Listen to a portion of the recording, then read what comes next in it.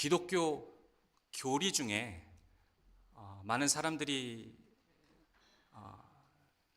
의문을 품거나 또 비판하는 교리가 세 개 정도 있습니다.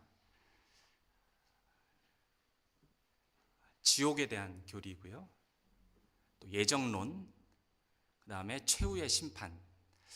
이런 교리들은 믿는 사람이나 또는 교회 안에 있는 분들도 좀 의구심을 가지고 질문하기도 하는 쉽지 않은 교리입니다. 만약에 이 세 가지 교리가 다 모아서 한 번에 다 몰려있는 성경을 찾으려고 한다면 굉장히 무서운 그런 본문이 될 텐데요. 오늘 본문입니다. 오늘 본문이 이 세 가지 교리를 다 담고 있습니다. 첫째는 최후의 심판이 있습니다. 성경은 이 세상 마지막 날에 심판이 있다라고 말씀합니다. 31절 말씀을 보니까 인자가 자기 영광으로 모든 천사와 함께 올 때에 자기 영광의 보좌에 앉으리니, 그러니까 마지막 심판의 날이 되면은 이제 심판주로 예수 그리스도께서 오시는데, 32절에 보시면은 모든 민족을 그 앞에 모으고 각각 구분하기를 목자가 양과 염소를 구분하는 것 같이 하여 양은 그 오른편에 염소는 왼편에 두리라. 그러니까 심판주로 오셔서 예수님께서 심판좌에 앉으시면 그 앞에 한 사람도 빠짐없이 이 땅에 있는 모든 사람, 또 하늘 위에 있는 사람, 땅 아래에 있는 사람, 모든 사람이 다 그 보좌 앞에 모여서 심판을 받게 될 것입니다. 양은 구원받아서 천국 가는 자들을 뜻하고요, 염소는 심판받아서 지옥 가는 사람들을 뜻합니다. 양과 염소를 구분하신다라고 하셨죠. 한 사람씩 한 사람씩 다 따로따로 이렇게 구분하십니다. 그리고 그 심판을 행하시는 분은 바로 예수님이십니다. 사람들은 별로 이런 심판에 대한 개념 자체를 별로 안 좋아합니다. 왜냐하면 많은 사람들이 천국 가는 방법을 그냥 죽으면 간다 이렇게 생각하기 때문입니다. 죽은 다음에 심판 같은 것은 없고 그냥 누구든지 죽으면 천국 간다. 그러니까 천국에 가려면 죽기만 하면 된다 이렇게 생각을 합니다. 우리가 그런 세상 속에서 살고 있습니다. 그런데 성경은 분명히 이 세상 끝날에 심판이 있다라고 말씀을 하십니다. 히브리서 9장 27절에 보면은 한 번 죽는 것은 사람에게 정하신 것이요 그 후에는 심판이 있으리니 라고 말씀했고요, 오늘 본문 32절에 보면은 모든 민족이 예수님 앞에 모인다라고 했죠. 그리고 빌립보서 2장 10절과 11절에는 이렇게 말합니다. 하늘에 있는 자들과 땅에 있는 자들과 땅 아래에 있는 자들로 모든 무릎을 예수의 이름에 꿇게 하시고 모든 입으로 예수 그리스도를 주라 시인하여 하나님 아버지께 영광을 돌리게 하셨느니라. 그러니까 마지막 날에 하늘에 있는 자들, 땅에 있는 자들, 땅 밑에 있는 사람들이 다 주의 보좌 앞에 모여서 한 사람도 한마디도 입을 열지 못하고 모두가 다 믿는 사람이든 믿지 않는 사람이든 예수 그리스도를 보고 그 심판주 앞에서 당신의 권능과 엄위하심을 인정하는 일이 있게 될 것입니다. 그래서 그 심판주의 심판은 합당하십니다 라고 모든 입이 고백하는 그 날이 반드시 올 것입니다. 그것이 성경이 말하는 마지막 날의 심판입니다. 사랑하는 여러분, 우리는 모두 그 심판대 앞에 서게 될 것입니다. 그렇기 때문에 우리는 이 심판의 메시지를 진지하게 들어야 됩니다. 가볍게 여겨서는 안 됩니다. 왜냐하면 그 심판의 결과 때문입니다. 심판의 결과가 무엇입니까? 둘째로 영생과 영벌이 있습니다. 모든 사람이 이 심판대를 통과하게 되면 예외 없이 다 영생에 들어가든가 아니면 영벌로 들어갑니다. 오늘 본문 가장 마지막 구절을 보시면 46절입니다. 어떻게 결론 내리고 있습니까? 그들은 영벌에, 의인들은 영생에 들어가리라. 심판을 통과하게 될 것입니다. 여기에 있는 모든 분들이 다요. 그리고 한 사람도 빠짐없이 영벌 아니면 영생으로 들어갑니다. 요한계시록 20장 15절은 말합니다. 누구든지 생명책에 기록되지 못한 자는 불못에 던져지리라. 그러니까 성경은 영원한 형벌에 대해서 말하고 있습니다. 오늘 본문 41절도 그러죠.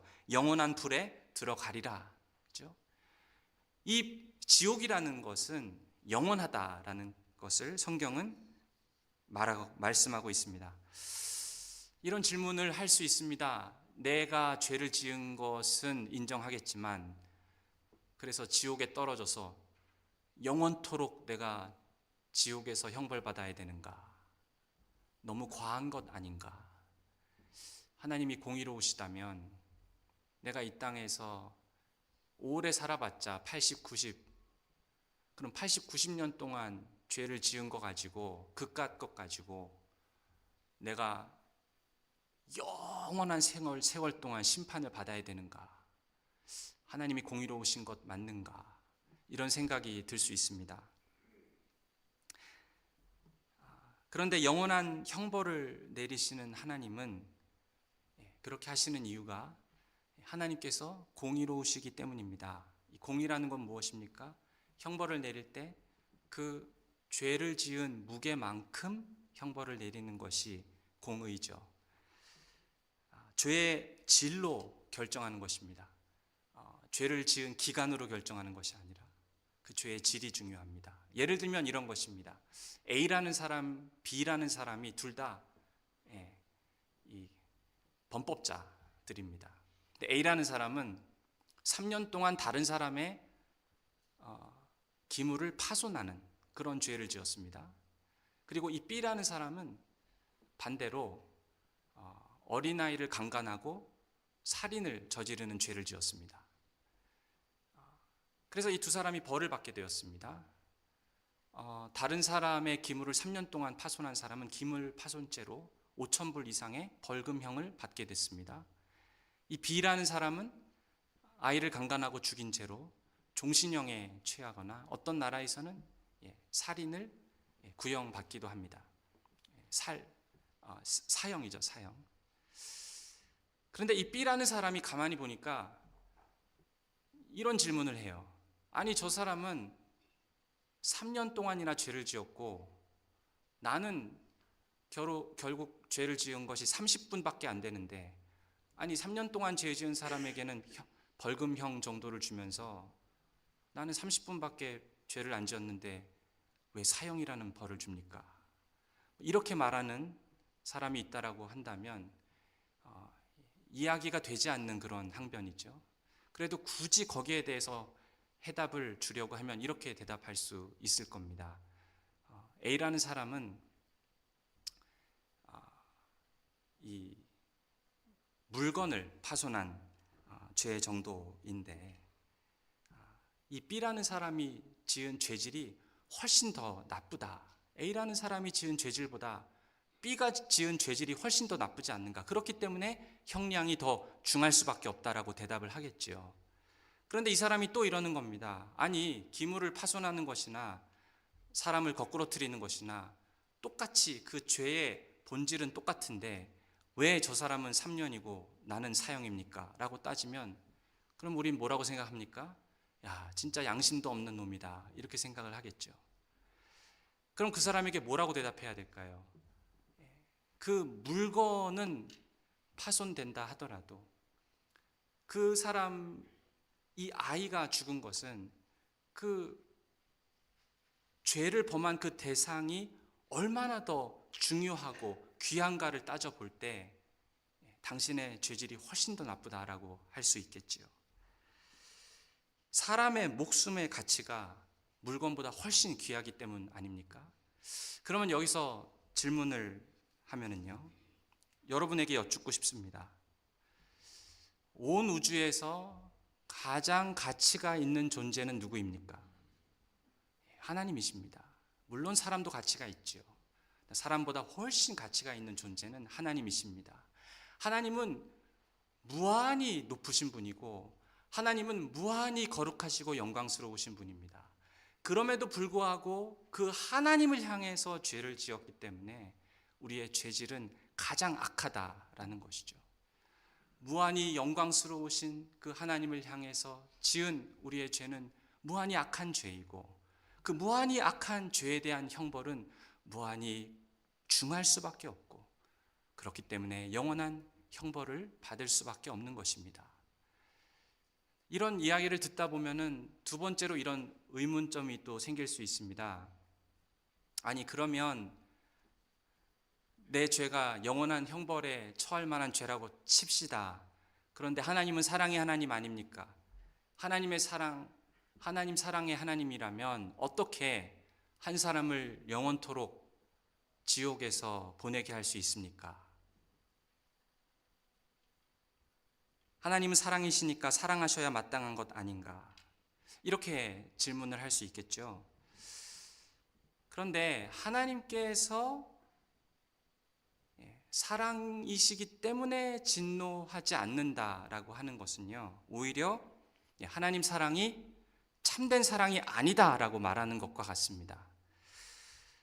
하나님은 사랑의 하나님이시기 때문에 오히려 더 불의와 죄를 향해서 진노하셔야 합니다. 예를 들면 이런 것이죠. 제가 결혼 23년째인데 제가 사랑하는 아내가 있습니다. 그런데 저희 아내가 갑자기 어느 날 이 불량배한테 폭행을 당한다고 한번 생각해 보세요. 저희 아내가 막 맞을 것 같아요. 그럼 제가 어떻게 해야 되나요? 나는 사랑이 많은 목사니까 우리 아내가 두드려 맞더라도 나는 옆에서 가만히 있어야겠구나. 만약 제가 그렇게 정말 생각한다면 제가 저희 아내를 사랑하는 남편이라고 말할 수 있겠습니까? 그럴 수 없겠죠. 어떻게 해야겠습니까? 제 아내를 뒤에 두고 그 불량배 앞에 서서 내 시체를 밟고 가라. 이 정도까지는 얘기를 해야겠지요.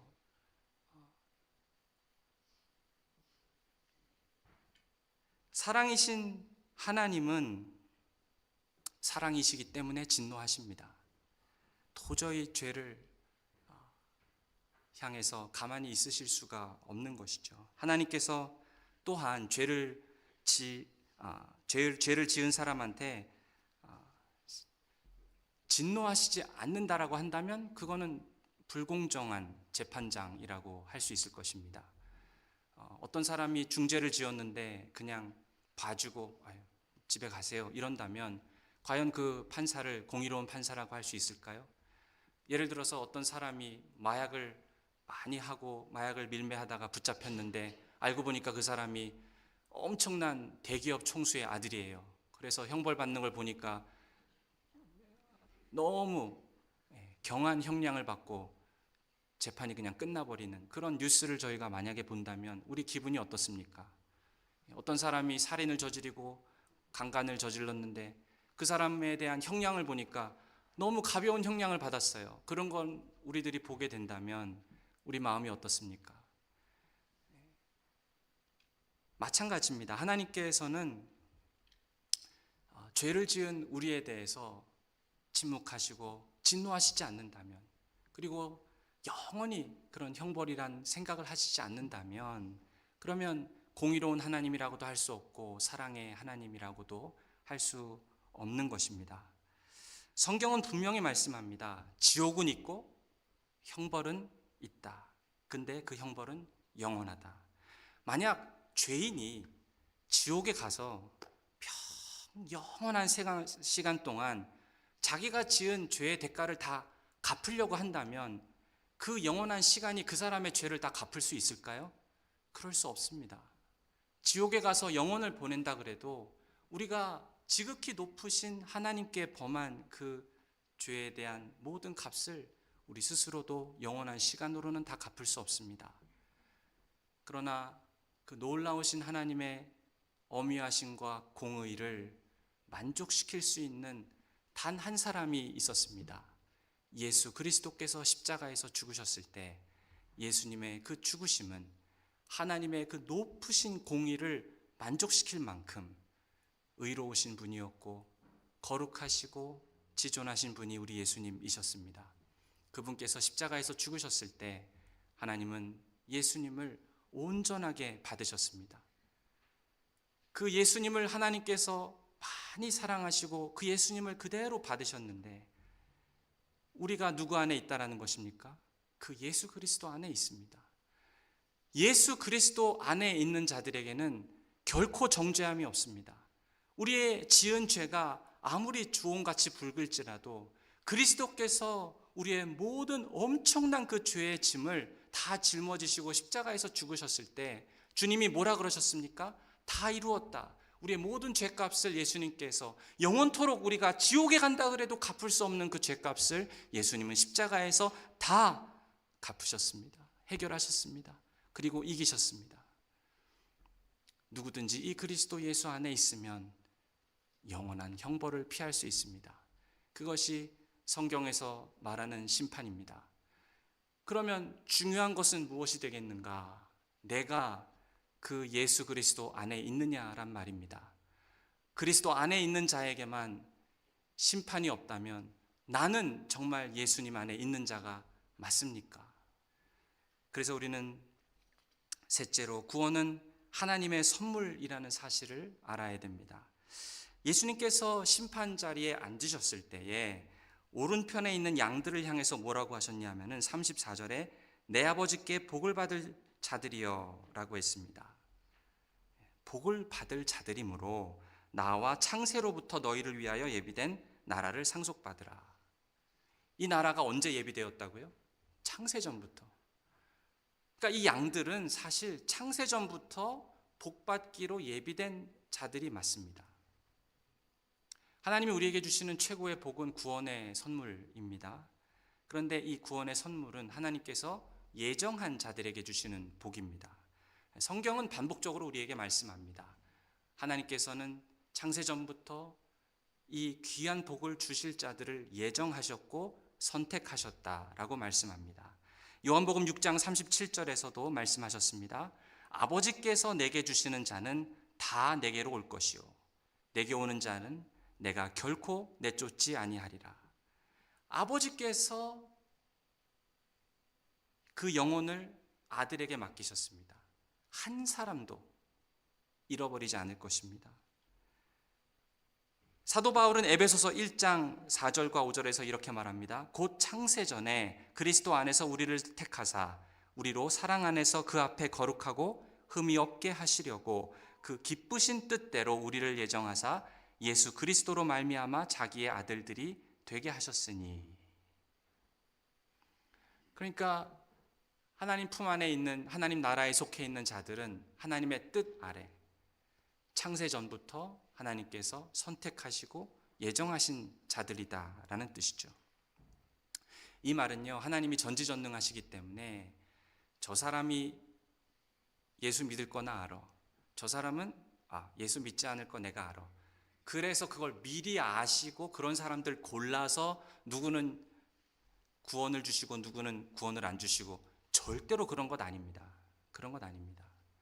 하나님께서는 저희가 그 뜻을 다 알 수 없지만 하나님께서는 창세전부터 자기의 기쁘신 뜻 가운데 우리가 선한 일이나 악한 일을 하기도 전에 우리가 태어나기도 이전에 하나님께서는 이미 우리를 택정하시고 하나님의 상속자로 정하셨습니다. 그래서 우리의 이름을 생명책에 기록하셨습니다.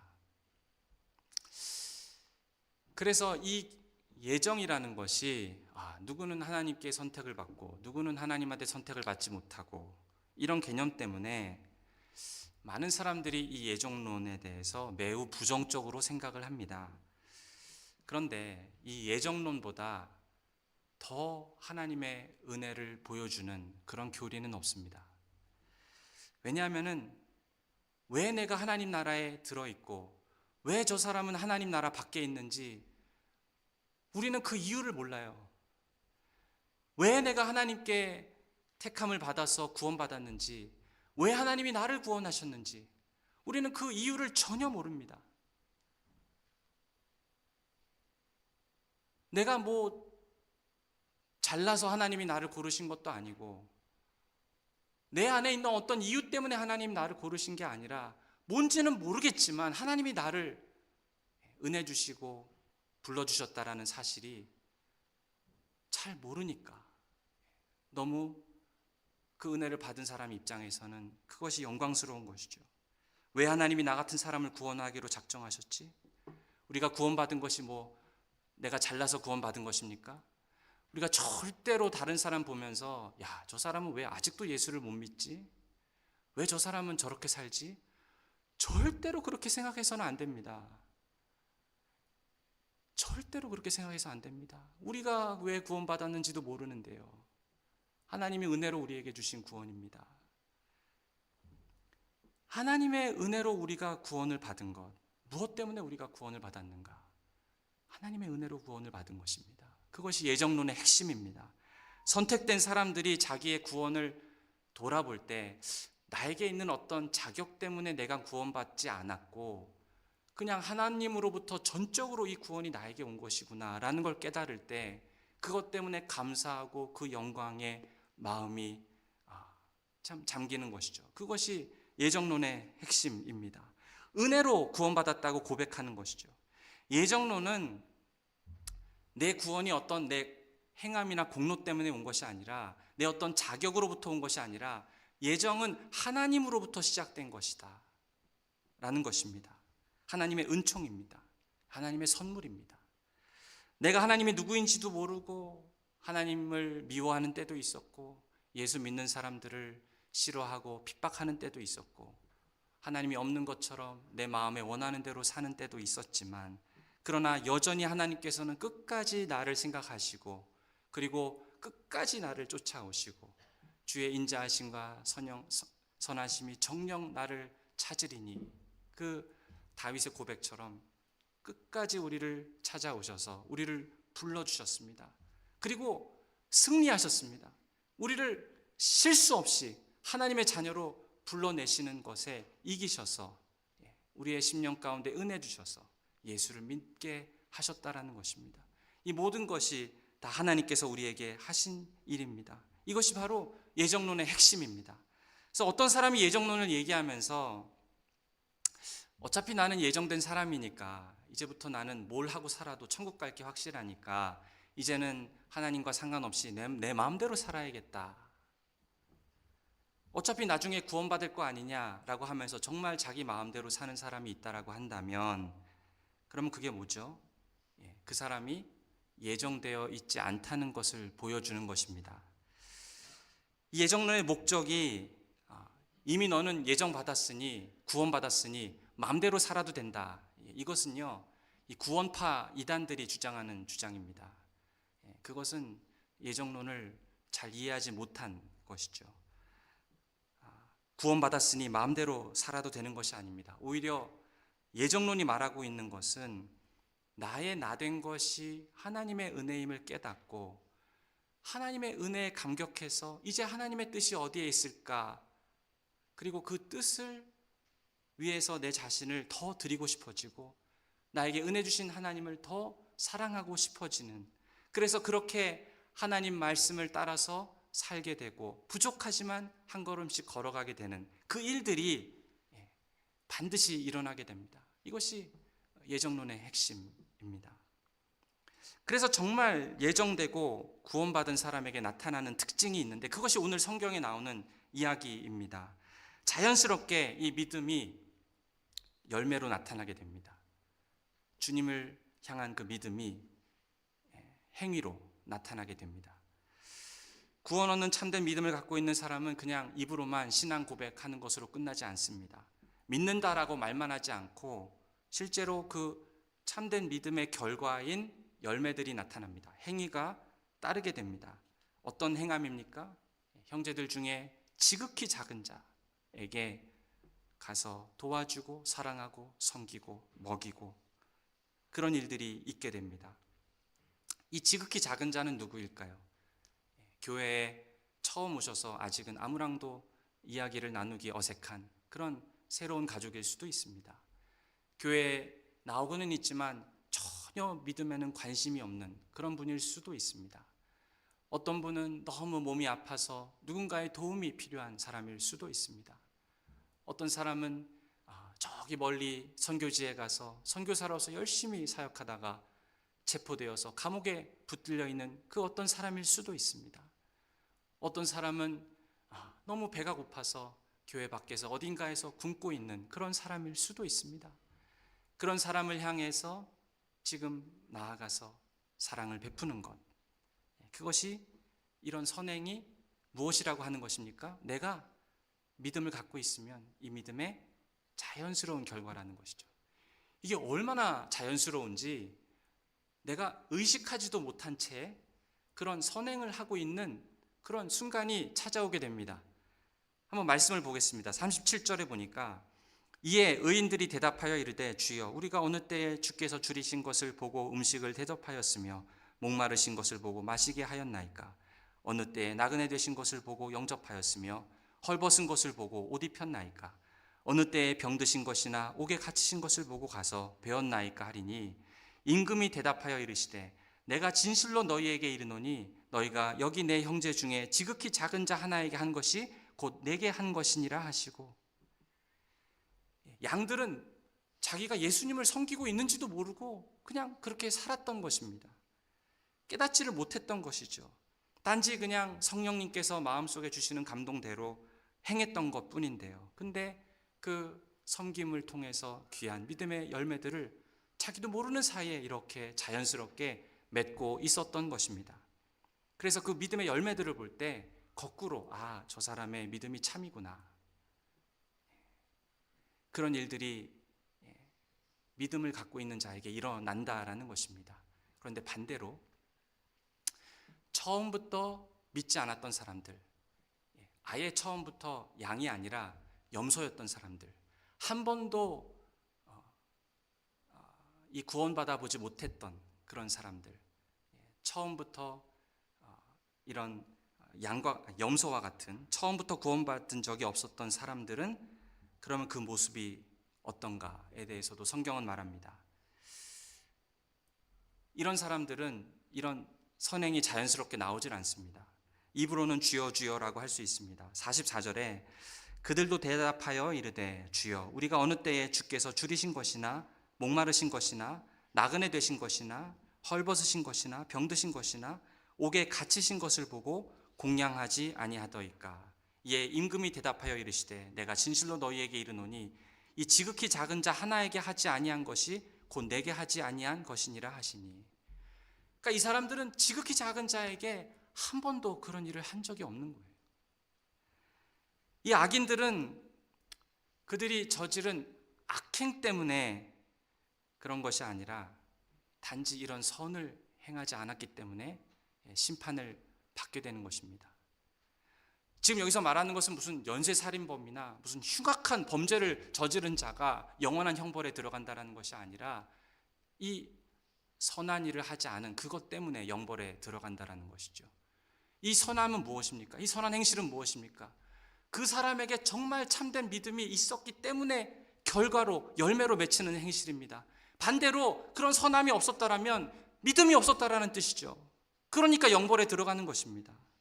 폐륜적인 잘못 때문에 지옥에 가는 것이 아니라 선을 행하지 못했기 때문입니다.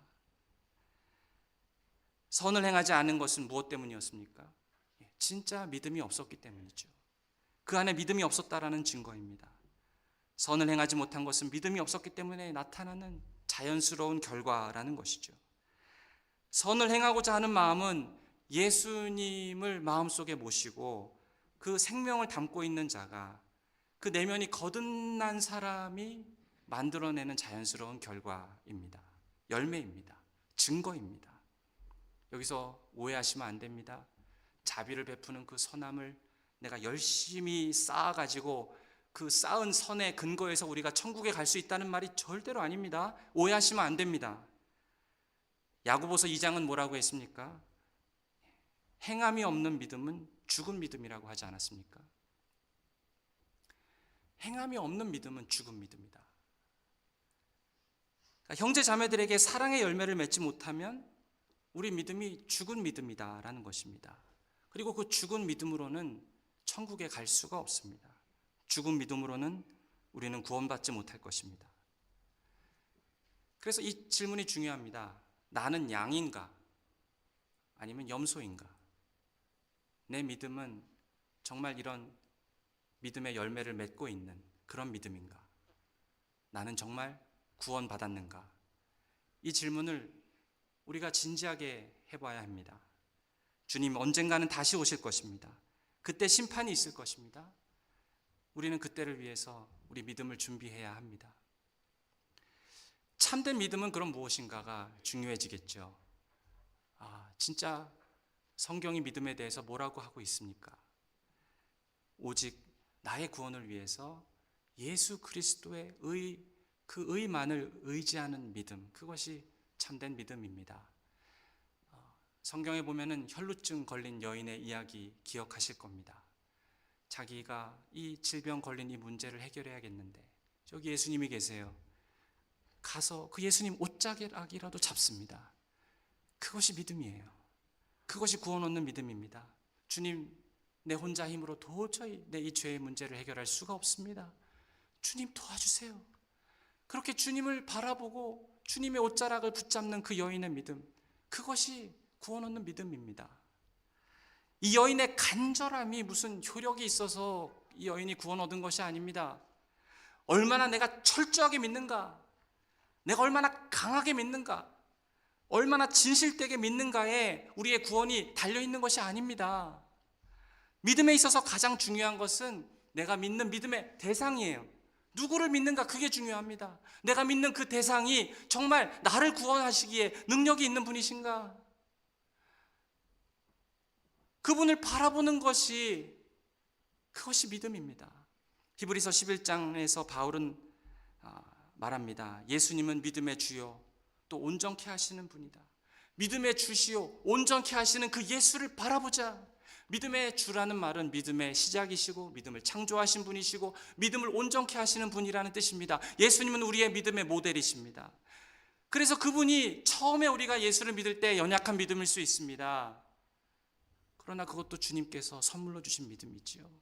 그러나 그 믿음을 거룩하게 하시고 온전하게 하시는 분이 바로 예수님이세요. 마치 베드로처럼, 베드로가 처음에 예수님을 따랐을 때만 해도 믿음이 좀 약했던 것 같아요. 막 풍랑이 있는 바다를 예수님을 바라보고 걸어가기 시작합니다. 참 대단하지 않습니까? 바다를 걸어가다가 갑자기 파도를 보고 빠집니다. 그때만 해도 믿음이 연약했어요. 그런데 예수님께서 그 베드로의 믿음을 어떻게 만드셨습니까? 나중에 사도행전에 가면은 베드로가 살해해드린 공회 앞에 서서 담대하게 목숨 걸고 복음을 증거합니다. 그렇게 믿음을 자라게 하시는 분이 우리 예수님이세요. 작은 믿음일 수도 있고 큰 믿음일 수도 있지만 모두 귀한 믿음입니다.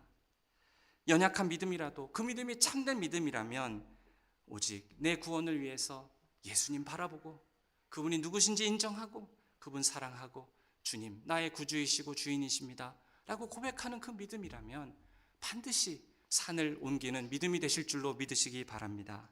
꼭 믿음에 확신이 있어야 되고 구원을 확신해야 천국에 가는 것이 아닙니다. 이 구원파 이단은 당신이 구원을 확신해야 천국 간다라고 가르칩니다. 그래서 몇 날, 몇 시, 몇 초에 구원받았는지 날짜까지 기억하라고 합니다. 당신이 믿는 믿음이 흐지부지하고 확신이 없고 강하지 않고 그 믿음의 강도에 따라서 당신은 천국에 갈 수 있다, 없다를 말하는데 이단적인 생각입니다. 그런 말 들으시면 안 돼요. 난 믿음이 열악할지라도 내가 바라보는 예수 그리스도, 그분이 능력이 한이 없으시기 때문에, 그분의 신실하심 때문에 우리는 연약한 믿음이라도 그 믿음은 진실되고 하나님께로 받은 선물이라는 사실을 우리가 잊지 않아야 됩니다. 사랑하는 여러분, 이 예수 그리스도를 여러분의 구주와 주님으로 영접하셨습니까? 그러면 조금도 두려워하지 마세요.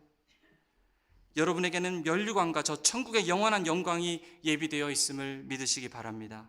비록 나는 여전히 부족하지만 진실로 예수님 사랑하고 예수님 형상 닮아가기를 원하는 사람은 절대로 그런 사람을 하나님께서 지옥에 던져버리겠다라고 말한 그런 적이 한 번도 없습니다. 마태복음 12장 20절에 이렇게 말합니다. 상한 갈대를 꺾지 아니하며 꺼져가는 심지를 끄지 아니하기를 심판하여 이길 때까지 하리니, 진실된 믿음이라도 상한 믿음일 수 있고 꺾이는 갈대와 같은 믿음일 수 있지만 이기실 때까지, 우리를 그 마지막 날 승리하는 그 순간까지 붙드시고 이끄시고 단단하게 하시고 이기게 하시는 그분이 누구신가? 예수님이라는 것입니다. 그분이 우리의 믿음을 붙들어 주실 것입니다. 구원이 결정되는 시점은요, 내 강한 확신이 있는 그 시점이 아닙니다. 구원이 결정되는 시점은 나를 끝까지 붙들어 주시는 주님의 자비에 있다는 사실을 믿으시기 바랍니다. 그러므로 여러분 마음속에 의심과 불신의 뿌리가 박히지 않도록 조심하셔야 됩니다. 오히려 복음 안에서 여러분에게 주신 많은 귀한 약속들을 잊지 마세요. 주님 십자가에서 죽으실 때 우리 하나님께서 예수님을 온전히 받아주시지 않았습니까? 그러면 우리 하나님께서 예수님을 정말 사랑의 눈으로, 기뻐하심으로 우리 예수님을 바라보시죠. 자기 아들을. 우리는 그 예수님 안에 있습니다. 하나님이 우리를 바라보시는 그 사랑의 눈으로, 예수님을 바라보시는 그 사랑의 눈으로 똑같이 우리를 바라보십니다. 하나님이 예수를 바라보실 때 기뻐하시는 그 기쁨, 똑같은 기쁨으로 저와 여러분을 기뻐하십니다. 믿으십니까? 예수님 안에 우리가 있기 때문이죠. 이것이 복음 안에서 우리에게 약속된 놀라운 약속입니다. 주님이 여러분 사랑하심을 믿으시기 바랍니다. 주님께서 신실하시기 때문에 여러분의 구원을 이루어 가실 것입니다. 그것을 믿으시기 바랍니다. 그러나 끝까지 고집스럽고 끝까지 거부하는 자들은 정말 두려워하셔야 합니다.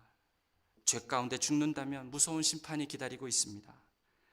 41절에 저주를 받은 자들아 나를 떠나 마귀와 그 사자들을 위하여 예비된 영원한 불에 들어가라.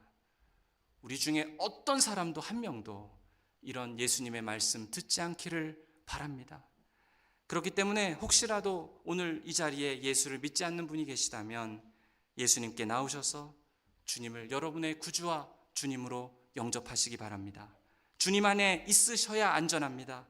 단순히 주님 안에 있으면 지옥, 형벌, 고통에서 그냥 피할 수 있는 정도가 아니라 주님과 동행하는 그 삶 속에 놀랍도록 하나님께서 우리의 삶 가운데 부어주시는 은혜와 기쁨, 빠르진 않더라도 그러나 변화시키는 그 하나님의 능력, 우리와 동행하실 때 우리가 겪을 수 있는 귀한 평강과 하나님께서 우리에게 주시는 복락들을 평생토록 영생의 풍성한 은혜들을 여러분 누리실 수 있습니다. 참된 변화와 열매를 경험하실 것입니다. 그리스도를 믿는 자들은 영생에 들어갈 것입니다. 그런 은혜와 복이 있으시기를 축원드립니다. 기도하시겠습니다. 우리 기도하실 때에 하나님